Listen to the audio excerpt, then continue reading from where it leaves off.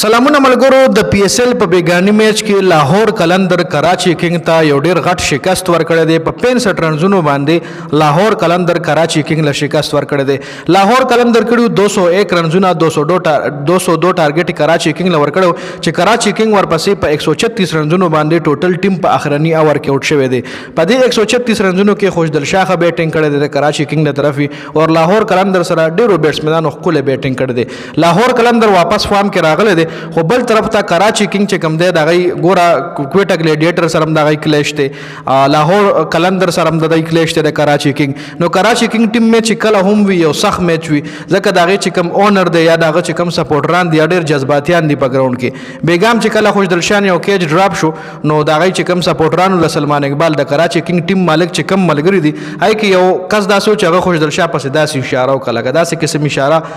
په نېشنل ټي وي باندې یو داسې لیګ چې دنیاي ګوري نو کول پکار خیر په دې باندې مون خبره نه کو دا خو هغه ټایم د غویل شي چې هغه ټایم مومنت وی جی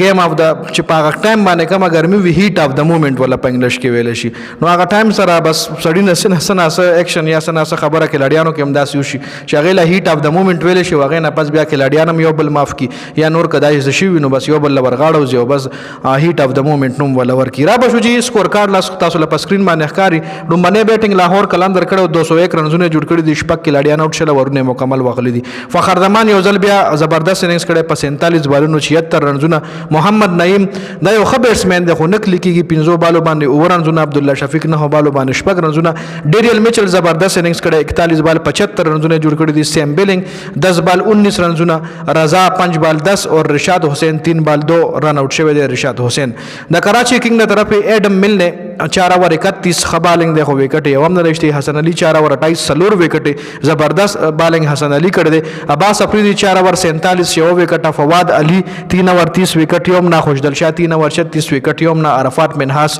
2 اوور 26 وکټ یوم نه جی ورپسې د کراچي کینګ ټیم بیټینګ لاین اپ کا چرته مونږ وګورو نو شاهین افریدی په زبردست بالنگ کړو رومانیا ورس کې هغه وکټ سشتلی وو وارنر ډیر زر اوټ کړو په دویم بال یو کو 2 بال 0 باندې وارنر اوټ شوی دی ټیم سایفرد چې کم دی 22 بال 18 رنزونه جوړ کړي چې انډر پریشر جیم وینز هم په 0 شو شاهین افریدی بول کړو و شان مسعود کپتان سیب ډیر خپل لګیا و خو بس داسې اوټ شو چې په گلوز باندې بال لګیدل او شاله چې کم وکټ کی پور هغه کیچ کو 14 بال 18 رنزونه جوړ کړي عرفان خان یای سره موقع وا چې خص کور جوړ کړي وي پارټنرشپ کړي خو د هم د موقع د لاسونو نه ضایع کا د موقع ملاوي کی خدا کې لاډي ضایع کوي خک لاډي د خو نک لیک کیږي او دا بدل بیا نقصان هم ور کوي